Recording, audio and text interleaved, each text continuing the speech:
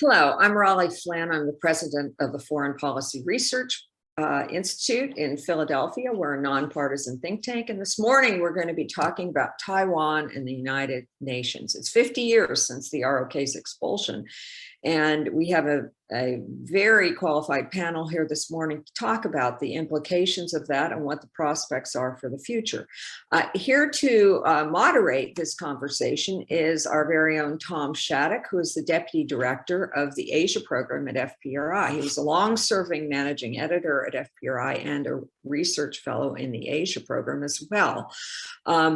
We'll also be taking your questions. So put them in the Q&A box at the bottom, please. And we'll go ahead and start doing that right away, because sometimes we look at those questions and we incorporate them into the discussion. I'd also like to talk about an upcoming event. We have a program on Wednesday, October 27th at 10 a.m. on U.S.-Africa relations since 9/11, and we're doing this in partnership with the Africa Center for the Study of the United States at the University of Witwatersrand, which is in South Africa.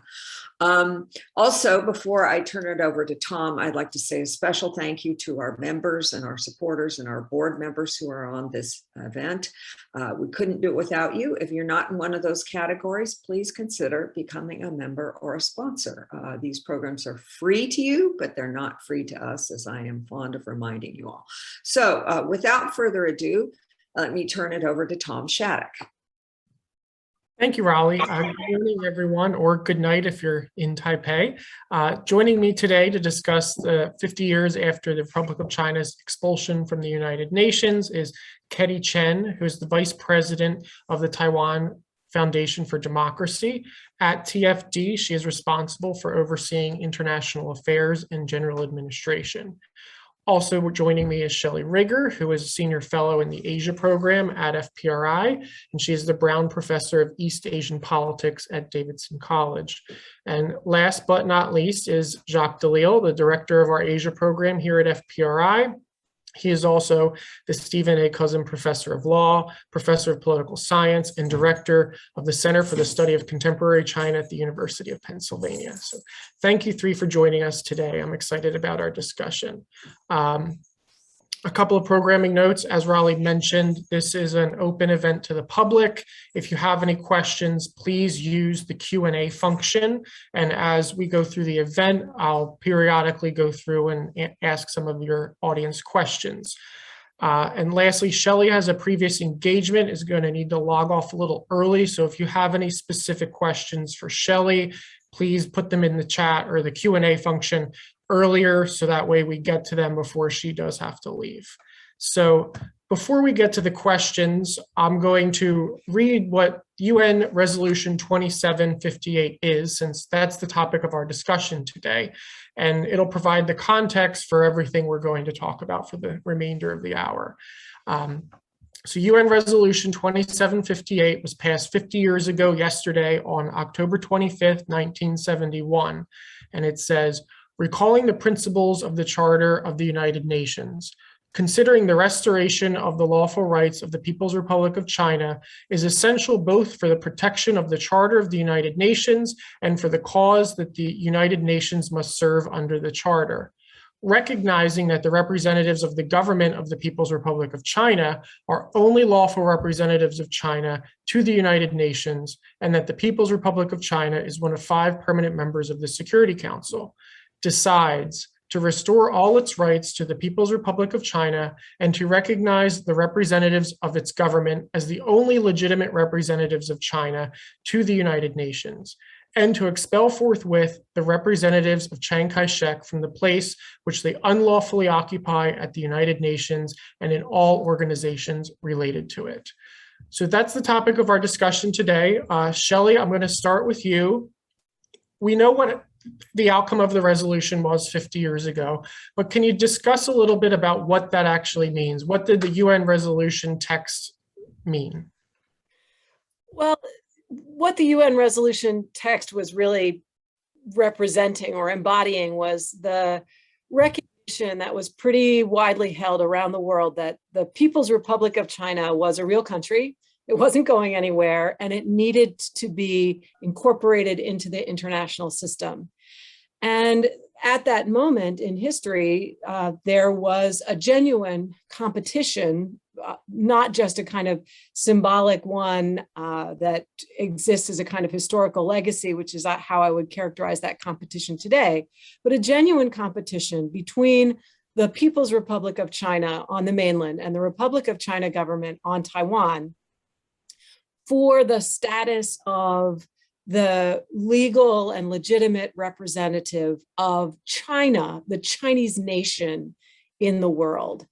And so in order for the Republic of China, so the Taiwan side, to be represented in the view of the Taiwanese leadership itself, it was critical that the People's Republic of China not be represented, that the communists were not legitimate and should not hold the flag of China in the United Nations. And that position had just become untenable by the early 1970s. It was no longer realistic or prudent for the world to behave as if the PRC just didn't exist. So the US attempted a kind of two-state solution at that moment, put forward its own proposal aimed at allowing the PRC to be seated without expelling the Taiwanese representatives. But at that moment, as in many others, Taiwan was faced with no good options and chose the worst of those options, which was to basically walk out given the expectation that the PRC would be seated. So the question of whether or not there could have been a space for Taiwan in the UN was never entirely resolved, although I'm sure that Jacques will have much more legalistic detail to add that will complicate or maybe even overthrow that point. But my point simply being, the PRC needed to be in the UN. And at that moment in time, unlike later, Taiwan could not see itself coexisting in the UN with the PRC, and so they left. So Jacques, I heard your name. Would you like to get into the more legalistic aspects of what the resolution meant for the PRC and the ROC? Well, with an intro like that, how could I turn it down? I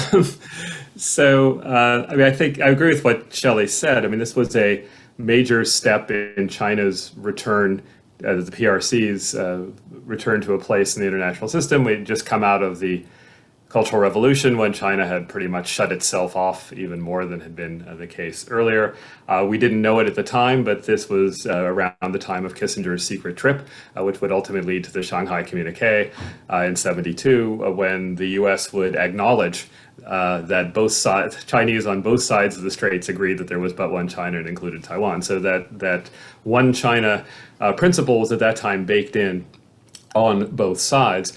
The question of representation of Taiwan, and Shelley and I are old enough to remember, this was George H.W. Bush, who was the UN representative at the time and tried to broker the dual representation.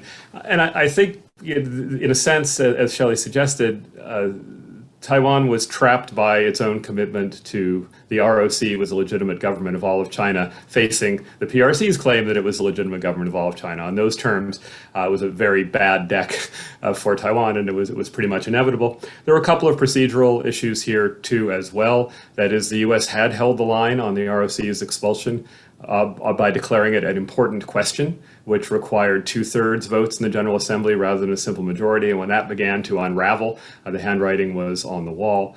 And what that left open, I think, was the question of what role Taiwan might play. And we're still seeing that play out to this day. So there's the question of full membership, which would be very tough on the grounds that the US regards, as China does, the UN as a states member only organization, and that would require dealing with Taiwan as a state. Now that's actually a little bit questionable because the UN did have 3 Soviet seats. Belarus and Ukraine had their own independent UN seats at the time. Both Koreas have been in the UN, and both Germanys were in the UN before they became one Germany. So contested sovereignty questions don't necessarily keep one out. And of course, it's not just about membership. You could have representation without membership, which was part of the idea that was floated as a possible compromise, although it was pretty inchoate then. And of course, you can have various kinds of observer status, like the PLO did for some time. Where Taiwan, I think, wound up on the short end of this was it was claiming still to hold on to the China seat, which was clearly untenable, and especially since the China seat was a seat on the Security Council. I have a follow-up about the language that the resolution specifically uses. There's two words in particular, restoration and restore. The words that they use, restoration of the lawful rights of the PRC and restore all its rights of the PRC. I find that language interesting because this is the first time the PRC would be in the UN. So restore implies to give back or something is happening again. So can we talk a little bit about how the language of the resolution itself has affected the current situation with China and Taiwan? You know, the "it's" is a funny phrase because it's got an ambiguous antecedent.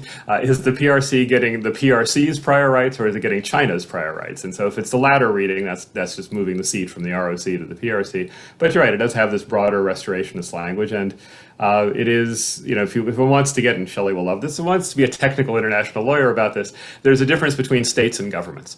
And so states are, you know, China has been a state in the international system. I mean, I don't know what kind of date you want to put on it, but certainly since back before either the ROC or the PRC.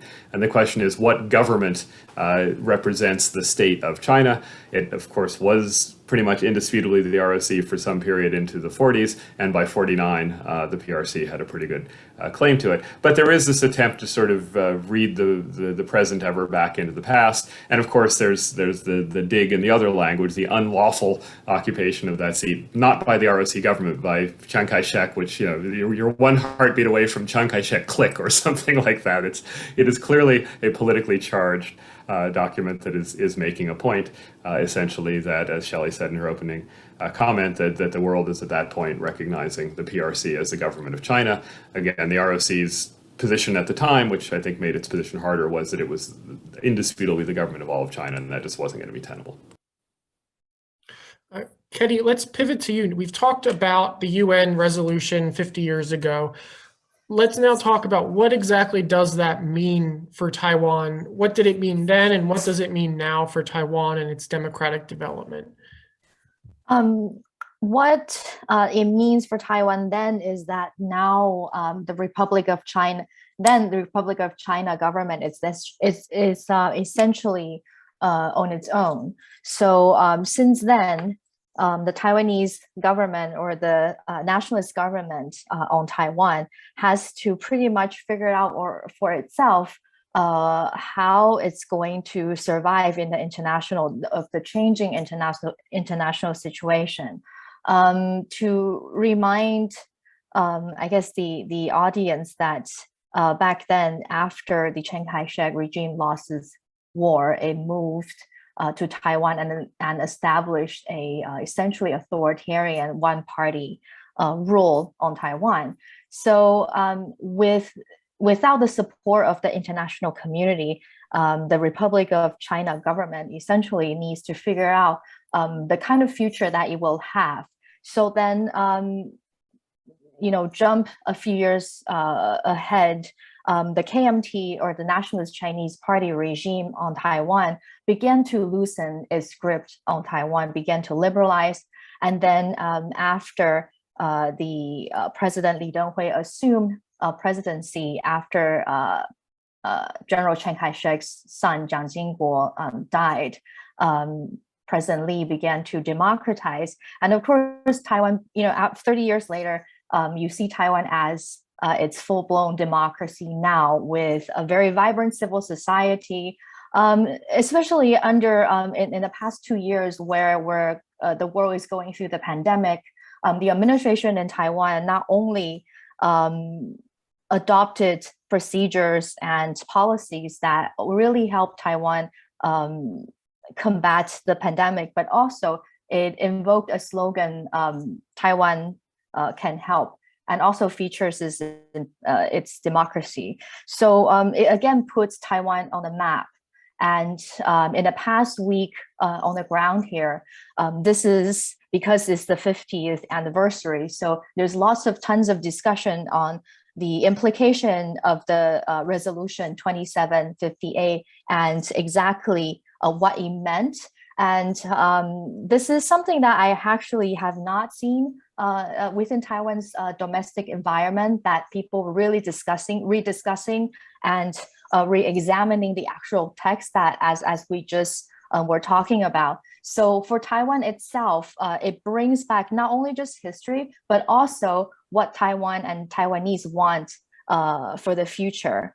But what I would say also is that because of the lack of membership in the UN, Taiwanese and the Taiwanese administration has to be creative and resourceful, and using resources and think creatively in order to engage with non-diplomatic allies, and also trying to contribute to the international community, therefore demonstrating that Taiwan really has a place in the UN, but also a contributed member of the international community. I'd like to rewind a little bit where you discussed Taiwan's democratization, and where most countries in the world, they are members of the UN and they go through political upheaval for better or worse. Taiwan went through that democratic development in the late 80s, early 90s without the UN's help. So Ketty, could you talk a little bit about how did Taiwan go about democratization, either within Taiwan from the top down, bottom up, within the context of no UN help? I think that's a very interesting historical example where without the UN membership, affiliated organizations, resources, Taiwan was able to go about this without the international or the greater international system, international institutions on the ground helping during this process. Okay, I'm going to try to answer your question on Taiwan's democratization in a very short time. So I think for me personally, that the democratization of Taiwan has different internal variables where now you see the current Democratic Progressive Party. Back then, they were called the Dangwai outside of the party. And then the civil societies and social movement within Taiwan, who are advocating for additional, more political and social rights for the Taiwanese people. At the time, a lot of the issues were on farmers' rights, women's rights, just as I mentioned, political rights of the people. But then at the same time, international communities such as the United States and also the overseas Taiwanese American community with their lobbying of Congress also contributed to adding pressure to the Republic of China government at the time. As I mentioned before, that was trying to figure out its stance and its position within the world. And then you add to that President Li Denghui, who was a president with the Nationalist Chinese Party, but at the same time also values Taiwan's democratic development, and he also would entertain the university students' social movement of, for example, abolishing all parliamentarian members that essentially moved from China to Taiwan and was never been elected because Taiwan was under martial law. And he had a national meeting discussing policies with the protesters, academics, and social movement actors. So leading up to Taiwan further opening up and granting citizenship, granting political rights to citizens, and then leading up to the, of course, to the lifting of the martial law, and then the creation of the opposition party. And then, what you see in the 20, 30 years after is the development of Taiwanese democracy. So it's internal forces combination with external pressure, if you will, and of course, a leadership that is willing to not crack down on social movement, but also discussing with social movement leaders of how to better Taiwan's political system instead of reverting back to authoritarianism. Shelley, I'd like to get your thoughts on this. And before you answer, I'd like to mention that Shelley's book, Why Taiwan Matters, got a lot of publicity on Sunday night with John Oliver quoting it. So before we can talk about that maybe a little later, but Shelley, could you talk about the experience also of Taiwan's democratization within this context of no UN membership, and also while Taiwan was democratizing itself, it was in the aftermath of the Cold War, as a lot of other post-Soviet states were democratizing in Eastern Europe. So we're seeing an interesting dynamic where Taiwan does it without the UN membership because of this resolution, whereas all these post-Soviet states were able to be in the UN while they went through this process. Well, first of all, thanks for the shout out about my book being in the background of John Oliver. You know, I'm an old lady and I teach at 8:30 and 9:30 in the morning, or 9:40 in the morning, which is why I have to leave this meeting early. So I don't stay up late enough to watch John Oliver on TV. So I also was very grateful that some of my younger friends brought that to my attention. And I actually highly recommend, if you don't mind a little swearing, John Oliver's overview of Taiwan's situation and US-Taiwan relations, which I really thought was excellent and very clear and accurate and also really funny. You know, the question you're raising, I think really is a very pointed one for the value of the United Nations, honestly. What benefit would Taiwan have gained by being part of the UN system in the course of its democratization? In a way, Taiwan's expulsion from the international community intensified the pressure on its leaders to choose between two paths. And one of those paths is the Bashar al-Assad path, right? You want democracy? Come and get it, right? You will take it out of my cold, dead hands. The other path is our survival rests on finding a path through together. And while Chiang Kai-shek, I think, you know, in a way, the lesson of this resolution is also Chiang Kai-shek could not imagine finding a way through for Taiwan that was separate from his own fantasy of his destiny as the man who would save China. You know, he had to imagine that he was going to win over the PRC, over the communists. And so he couldn't allow Taiwan to become its own thing in the United Nations. It was his destiny, his vision, his dream was more important. Whereas his son, Jiang Jingguo, I think recognized very correctly that Taiwan's options were either to fail to find a way forward together, which required making concessions to the democratic movement and making concessions to the international community, especially the US, that was saying, you know, you need to become a real free China and not this sort of ersatz free China that we let you be under Chiang Kai-shek because you were anti-communist. So that was one option. And the other option was to try and stop that from happening, and that would be the end of Taiwan as a self-governing entity. And it would also be the end of the Republic of China, even as a vestige of a possibility for a different future for all of China. And I think Jiang Jingguo cared about both of those things. Maybe he cared about the holding out the prospect of a future unified China under the ROC more dearly, but whatever his motivations, I think he allowed Taiwan to democratize because he faced this global isolation rather than in spite of the fact that he didn't have support from the UN, which has supported plenty of terrible governments over the course of its existence, as has the United States. Let's pivot to an audience question. Deputy Assistant Secretary of State Rick Waters last week said China has misused Resolution 2758 to expel Taiwan from the UN.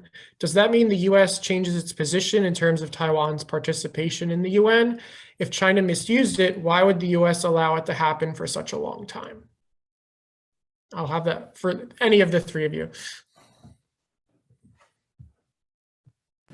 Well, that's an interesting question. I mean, yeah, there, as Shelley says, the UN has been a forum for some pretty good things and some pretty bad things, and certainly a lot of cant that comes out of it. I think what you've seen is over the years a gradual expansion, although it's been uneven and it's had some setbacks, of Taiwan's opportunities to engage. So I mean, I think, as we'll probably talk about later, Taiwan has found a bunch of ways to find a way forward in the international system. But one slice of that has been to find the little cracks of UN engagement where they're possible. So the high point, of course, was the WHA attendance during the Ma years, which was partly a reward from Beijing, as it were, for Ma Ying-jeou being a little more moderate on cross-strait policies than his predecessor, and partly the fallout of SARS, which China was seen as having handled very badly, and it created more pressure for Taiwan as a frontline state in SARS to get in. And you saw the one-off opportunity to attend the ICAO, International Civil Aviation Organization Assembly. But beyond that, there's a lot of low-level presence. Technical delegations get to go to the UNFCCC occasionally, the climate change meetings, and technical cooperation with the WHO. So there's been opportunities to get a little toehold here and there, and the US has become more supportive of that. If you look at a lot of the legislation that's come through in the last few years, and it's strongly bipartisan, this is not a Republican versus Democrat thing, that the U.S. should be promoting Taiwan's international engagement, including with international organizations. It still stops short of calling for membership in states member-only organizations. That aspect of the Clinton 3 no's is very much in place, but the attempt to expand that space. I think you haven't seen much pressure on more formal membership or engagement in the UN because it's frankly a non-starter. I mean, it's not going to get anywhere with the UN. The votes just aren't there. New membership requires Security Council support, which China would, of course, block, require at least a majority and probably would be declared an important question, a 2/3 majority in the General Assembly. And so it would just be a somewhat of a suicide mission, which I think would wind up with Taiwan not looking all that great. We saw what happened when Chen did the referendum in 2008 on raising the possibility of trying to enter the UN under the name Taiwan, and that created a huge rift in U.S.-Taiwan relations. So I think Taiwan's better strategy is to do what Ketty was talking about, which is, and what Shelley's been talking about as well, which is play that values card, that democracy card, and essentially shame the international system about marginalizing a state that does, sorry, I'm getting in trouble with that, marginalizing an entity that does, it's early here, that does, that does play by the rules of the international system. And you see this too with Taiwan behaving as if it were a member of the UN Human Rights Covenants. It does the reporting, it goes through, it passes the domestic laws, it has the domestic institutions that a member in good standing of those UN covenants would do. So I think what you're seeing is a clever strategy of chipping around the edges where you can, but not trying to cross that bridge too far, which leads to falling into the river, I'm afraid. Ketty, Jacques had mentioned that Taiwan's past efforts or almost efforts to join the UN. Could you discuss within, on the ground in Taiwan, past examples of Taiwan's conversations, attempts, whatever we want to characterize them as, to rejoin the UN? And then also, what is the situation now where we have seen Taiwan get a lot more international attention, as you mentioned, since the pandemic, and even within the month of October, Taiwan has gotten so much more attention. So do you see in Taiwan now a greater push for more representation in any way at the UN, either formally or informally? Taiwan's effort to join the UN, I think it went on for almost 2 decades. Starting from the Chen administration, I think if I recall correctly, in 2007, you see a kind of a very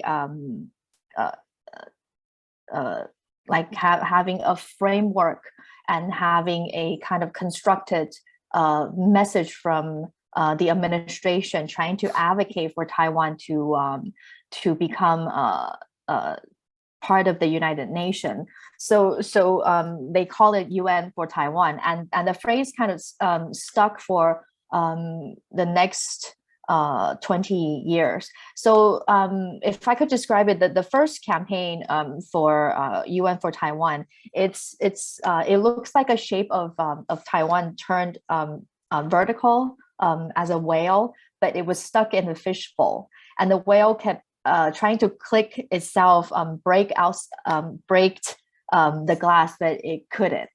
So then the message is a democratic country should not be isolated, and the vibrant people should not be blocked. So then you see UN for Taiwan. And then, it has, they use baseball as a theme, throwing a baseball with UN for Taiwan on it. And then, you'll see marches in the streets of Taiwan trying to advocate Taiwan's membership. And it's also in collaboration with the Taiwanese American community with UN for Taiwan. And you see that in the city of New York for the past 20 years. I think since I was an undergrad. We see UN for Taiwan, and there's regular marches when the UN was in session. So gradually, the Taiwanese American community will invite government officials or Taiwanese legislators to walk with them outside of the UN to trying to bring attention that Taiwan is not a member of the United Nations, and it deserves to be. And then, Taiwanese American community itself, they founded what they call the Keep Taiwan Free movement.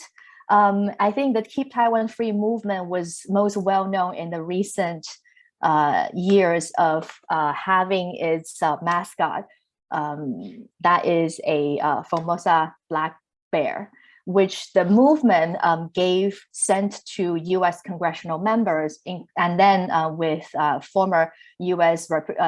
representative to the United Nations, Kelly Craft, who took a photo of herself carrying the little bear in her purse, going inside of the United Nations. So I actually have one right here. It has Keep Taiwan Free. So this is the symbol, Taiwan as a dove flying free, and then the little Formosa black bear that is indigenous to Taiwan. So the movement goes on, and of course, as you mentioned, Tom, Taiwan has received a lot of attention in the past year and a half, 2 years, because of how well it was doing in combating preventing the spread of the COVID-19 virus, and also making itself the second largest facial mask producing countries in the world, and donating more than 50 million facial masks to countries around the world, including the United States. And so, you see more and more people discussing whether, Taiwan is making these contributions, as Jacques and Shelley also mentioned, adhering to the covenants of the United Nations. So why is it not a member of the United Nations? And of course, in the past week, there's more discussion on Taiwan in international media. I'm going to refer to John Oliver again, that China sent stacks of warplanes to Taiwan. So now there's a lot of talk. I think in September, the Taiwanese administration again invoked its representative office in New York, in around the United States, to trying to advocate for Taiwan's membership to the United Nations.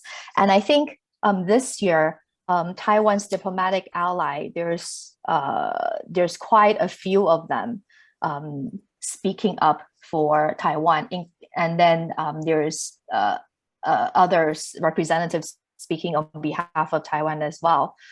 So things are going on, and I don't think that the Taiwanese administration will stop anytime soon advocating for Taiwan's membership to the United Nations. But then now you see the effort is in conjunction with other collaborations with other countries on, let's say, semiconductors, on trade, on medical exchanges, people-to-people exchanges of universities, and technology and talents and Taiwanese workforce. So you'll see a more comprehensive advocacy for Taiwan in the international space, in conjunction with the advocacy of Taiwan in the United Nations. Shelley, before you leave, I'm going to try to get you one more question. This week, Foreign Minister Wu is I think he's in the Czech Republic right now. And Taiwan is also sending a business delegation to Czech Republic, Slovakia, and Lithuania. Can you talk about how Taiwan, like we've had this conversation, little bits and pieces throughout today, is forming these new relationships, and a lot of them are getting much stronger since the pandemic.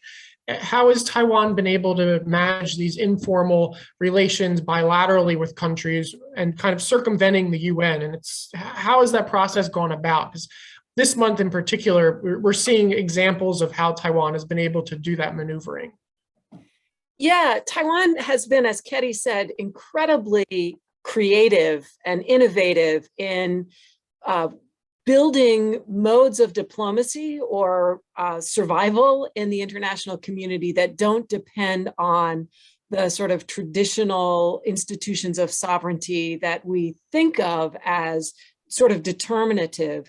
And sometimes when I'm thinking about this, it strikes me that there are many, many, many countries in the world that have full recognition. Everybody recognizes their governments. They are, they have a seat in the United Nations, and that would trade places with Taiwan in a heartbeat to get the substantive values that Taiwan enjoys in the world, both its genuine and meaningful partnerships and also its incredible economic strength. So, there's a limit to what sovereignty can do for you. And there's a limit to what sovereignty can shut you out of if you are, or the lack of sovereignty, recognized sovereignty, if you are willing to be creative. So from the very beginning, even in the 1960s, as Taiwan began to recognize that it was going to lose diplomatic recognition, not only among those countries that were already kind of inclined toward the PRC, so those more in the Soviet bloc and to some extent the non-aligned nations as well, but even among the anti-communist nations of the world, they began to think about, what else can we do in order to retain some kind of relationship with important countries if we lose formal diplomatic ties. And what has come to be known as the Japanese model, this idea that Taiwan would be treated as if it were a country in everything but name, has become kind of the platform on which non-official but very substantive relationships have been built. And the example most familiar to all of us is the Taiwan Relations Act, which the US Congress passed at more or less the same time that the US gave official recognition to the PRC. Congress passed legislation that basically told all future US administrations, you must treat Taiwan as if it were a country, although we do not recognize that it is a country. And so that non-official platform has enabled the US and Taiwan to do most of the things they would have done even if the US had recognized Taiwan, minus sort of symbolic activities related to recognition, and also the stationing of troops on Taiwan, although we have discovered most recently that even that one can be finessed around the edges, as it turns out. So that kind of model, I think, has established or carved out space in which many other countries could also create a relationship with Taiwan that was non-official, but nonetheless very substantive. And what I see most recently, and why your question is so interesting, is that there is a set of countries that I think have decided that the PRC does not have so much to offer them that it is in their interest always to choose the PRC's preferences over the opportunities that they might have in relations with Taiwan. I think there's probably an ideological component to this as well, as many of these are post-Soviet or post-Soviet bloc countries. But there does seem to be increasingly now a willingness outside of the sort of big countries like the US, Japan, Europe, to see how far the PRC will tolerate deeper and more significant relations with Taiwan. And with that, I'm going to go and teach my class. Apologize for my early exit, and thank you all very much for the opportunity to learn from my colleagues, Ketty and Jacques and Thomas today. Thank you for joining us, Shelley. Jacques, let's now pivot. We've talked a lot about Taiwan and what UN Resolution 2758 meant for Taiwan. What did it mean for China? Because China went essentially not overnight, but from July, the first resolution draft was announced by Albania. October, the vote happens. November, China now finds itself not just a member of the UN, but on the Security Council with veto power. So what did that summer to fall mean for the PRC, going from a pariah state may not be the right word, but a state not in the UN to being one of the most important countries in the UN? Well, I mean, I think it was a punctuated moment in a much longer process. I mean, if you look at what happened to the PRC over its first decades of existence, there was a period when it was still consolidating control at home. It was closely aligned with the Soviets. And then it became, just got a message, my batteries ran here, which is weird because I'm plugged in. It was closely aligned with the Soviets for a while. Then, of course, it had the Sino-Soviet split. And so what you saw in the 1970s was China gradually coming back onto the world stage. UN membership was a big part of it. And as the dominoes of recognition started to fall, I think it really, enhanced China's position. Obviously, the Shanghai Communique came shortly after that, and by the end of '79, even the U.S., one of the last holdouts, had switched diplomatic recognition to the PRC. So it really, I think, was an era of China re-engaging, and for much of the rest of the world, the belief that China, especially by the time you get to the late 1970s, could be re-engaged on system supporting and kind of assimilating terms, and that looked quite bad for Taiwan. And I think as Shelley in particular pointed out, that was part of what drove Taiwan toward democratization, to get on the right side of some of these values issues. But it seemed to be a long slide with Taiwan, fighting essentially a defensive action against being marginalized, as everybody started bandwagoning with China, largely for economic reasons. But I think what's happened in the last few years is that story has started to turn again a little bit. That the economic benefits of engagement with China are seen as having some problematic political consequences, and that China is seen as a security threat to its neighbors. It's seen as a challenger of certain values that are shared, and we've gotten into this kind of feedback loop of the U.S. trying to align more with other democratic countries in the region. Cold War is a bit exaggerated, but I think in a sense China is a bit today like the dog that caught the car, to use a metaphor that's been in play a lot in other contexts lately, and I think some of that is coming home to roost. But there's no denying the fact that entry into the UN, and therefore in the wake of that, becoming the representative of the state of China in virtually every international organization, was a huge boon for China, and all the diplomatic recognition that came with it.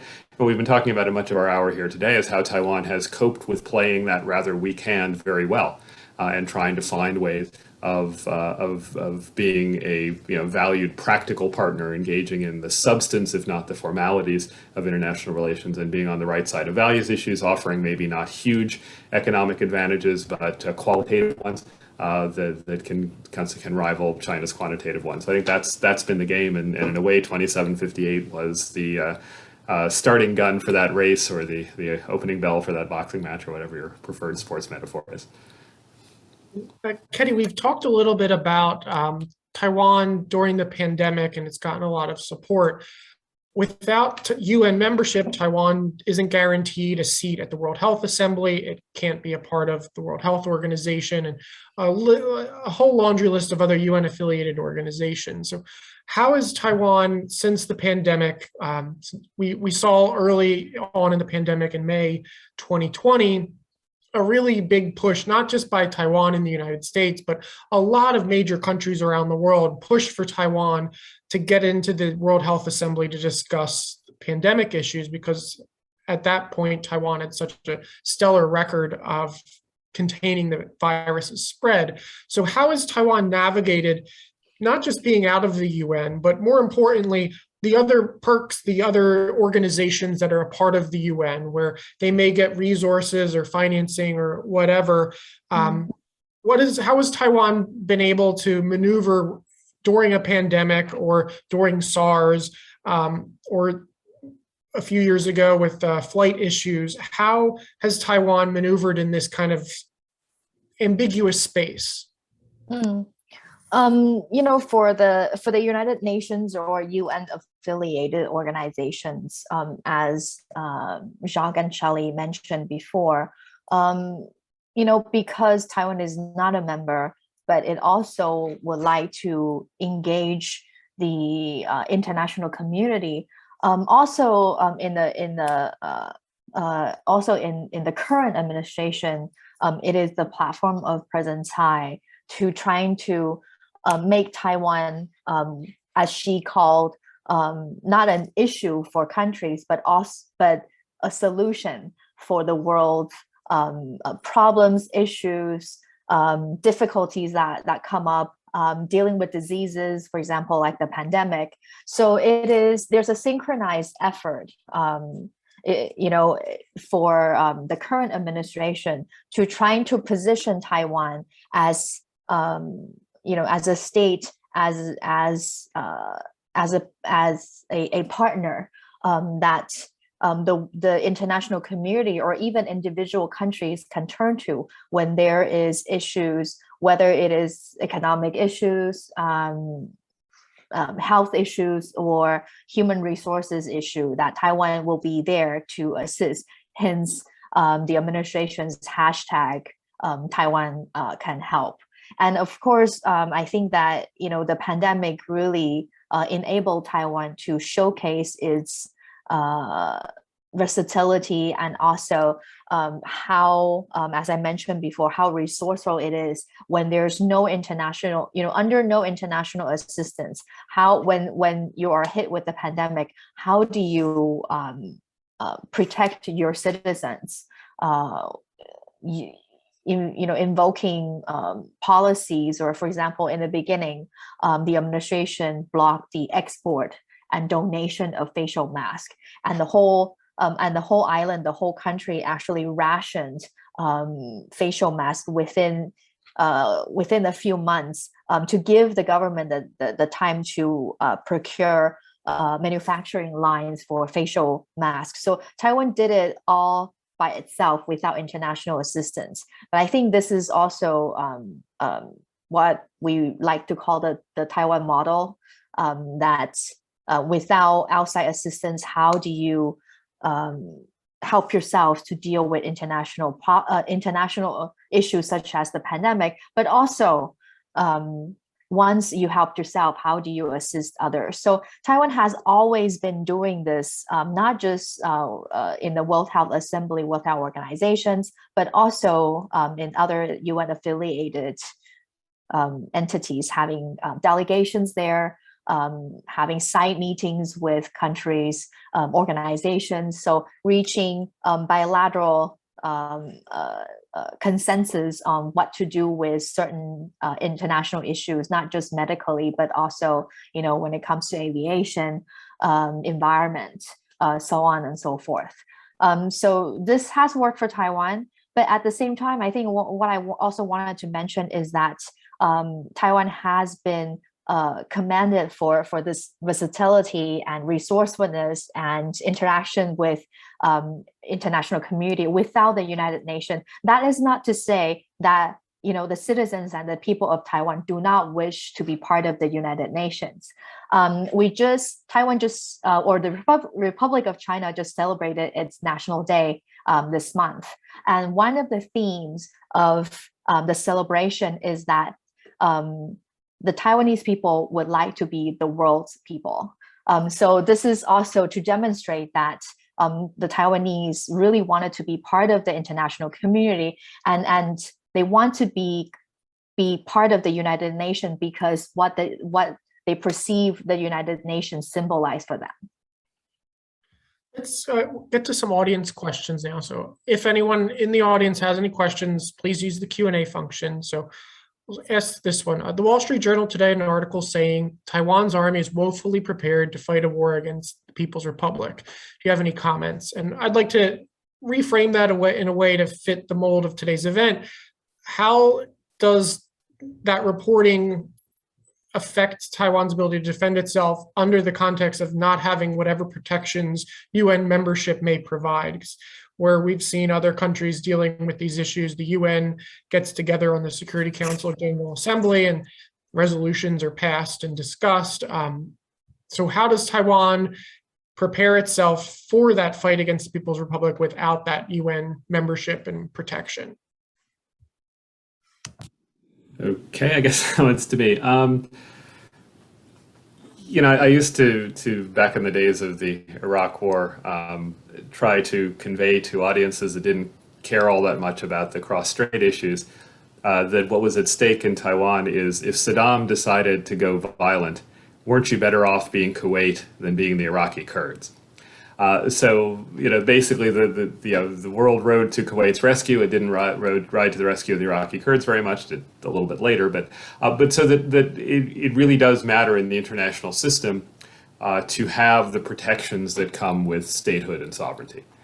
Now, I think it's a mistake to treat that as an on-off switch, as much of our discussion today has touched upon. It's something of a sliding scale.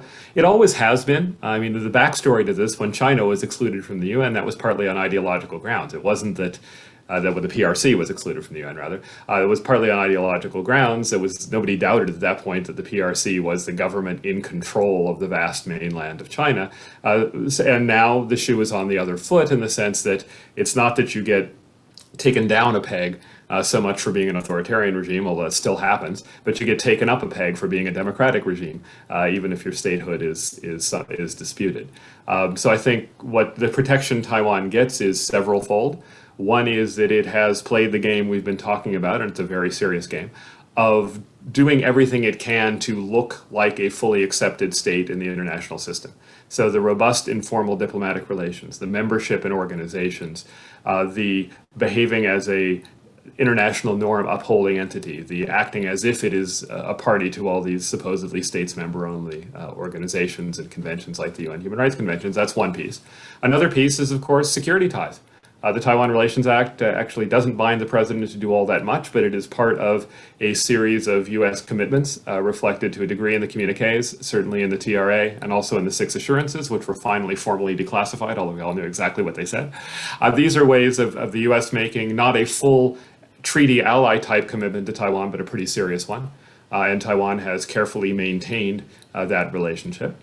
And that's, what everyone wants to say about the Taiwanese military, at its best, it could not be a match for the People's Republic of China and the PLA. Nobody thinks that. The issue is to make it very difficult and costly for China to contemplate military action and to be able to hold out long enough for the cavalry to ride to the rescue if the U.S. indeed does that. So I think a lot of the question now is the credibility of the deterrent to China for being more adventurous toward Taiwan. Part of that is on Taiwan.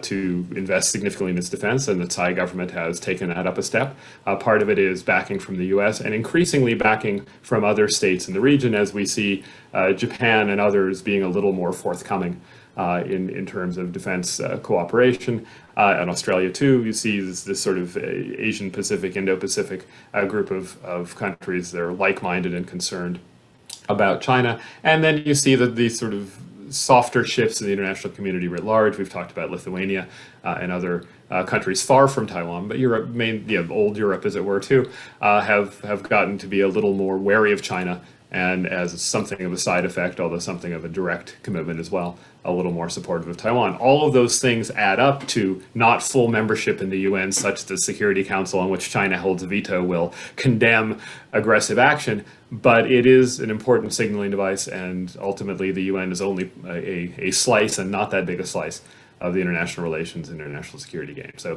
Taiwan's getting as close as it can. And one thing I would say, back to Ketty's earlier point about Taiwan at the UN, one of the arguments that Taiwan has played, I think, quite well is one that we didn't hear enough of back in 2758 and the days thereafter, which is the UN is ostensibly a world peace-preserving organization and a universal representation organization. And if it turns a blind eye toward Chinese coercion of Taiwan, that's problematic for both of those values. You mentioned a key word there that has gotten a lot of publicity in the last week, which was commitment. President Biden on a CNN town hall said that the U.S. has a commitment to defend Taiwan when asked, and then the White House then said he wasn't announcing a new change in policy. So could either of you discuss how the administration over the last not quite full year has demonstrated its support for Taiwan? And in the context of the topic for today with the UN, we saw last week they launched a working group meeting on international organizations to figure out other ways that Taiwan could more meaningfully support, or the US could more meaningfully support Taiwan. So Jacques touched a little bit about the defense of Taiwan, but could we just broadly discuss commitment within the US, within the Biden administration, and how we've seen little bits and pieces of progress being made over the last 10 months? I would say that, we really saw a message from Capitol Hill and also from the White House describing Taiwan's relationship with the United States as rock solid. So I actually see a continuation of the previous US administration's support for Taiwan, and then it continued with President Biden assuming office, and the relationship with Taiwan and the United States, I think, it is still very strong, with the U.S. really committed to supporting Taiwan's democracy. For example, the United States and Taiwan has this collaborative training framework called the Global Cooperation and Training Framework, which helps showcase Taiwan's, for example, ability to combat local diseases such as dengue fever, and inviting members from the region to come to Taiwan for Taiwan to share its experience. Also, Taiwan's law enforcement, how they combat the issue of money laundering, human trafficking. So it's a collaborative effort of the United States and the Taiwanese government to bring members, government officials to Taiwan, so Taiwan could share its experience and also exchange other experience with members of countries in the region. So that continued, and then also there was the Indo-Pacific Democratic Consultation, which is also a consultation of democratic values and governance between Taiwanese government and the U.S. government. That also continued. Taiwan's participation of the Religious Freedom Ministerial and Religious Freedom Forum, that's another thing. And also the U.S., I said participating, the American Institute in Taiwan participating in Taiwanese Pride Parade to support the rights of the LGBTIQ community. That also continues. So, you see a series of activities and interaction not only did not dwindle, but also become even more vibrant after in the past 10 months after the Biden administration assumed office. So I think my personal opinion is that this kind of relationship, not just security issues, but also with people-to-people government exchanges, will still continue even with President Biden in his office. Jacques, do you have any last words on that before we end for today? Sure. I think Ketty gave an excellent inventory of the ways that Taiwan and the U.S. have been cooperating, and the U.S. has been increasing support for Taiwan. I'd just say that what Biden said in the CNN town hall and his earlier reference to Xi Jinping agreeing that we would abide by the Taiwan Agreement, which as far as I know does not exist. It's perhaps it's stapled to the back of the 6 assurances or something. But what you'll see with the Biden comments, as you've seen with many presidential and cabinet level statements over the years that stray from the sacred texts and the longstanding positions, is they get walked back. Whether they look too pro-Taiwan or too pro-China or anti-Taiwan, they get walked back saying there's been no fundamental change in policy. And I think that's right, and I think that's generally good for stability. But no fundamental change in policy leaves a lot of room. Like strategic ambiguity on the security front, support for Taiwan in an informal way covers a wide range of possible policy options. And the US under Biden and under Trump to a degree as well, a somewhat more chaotic policy, has been trimming in the direction of stronger support for Taiwan, partly because of the way Taiwan's behaved and partly because of the way China's behaved and the assessment of US interests in the world we now live in. All right, with that, thank you, Ketty and Jacques and Shelley, for joining us today. And thank you all for joining us. I hope you enjoyed this discussion. I know I learned a lot. So have a good rest of your day.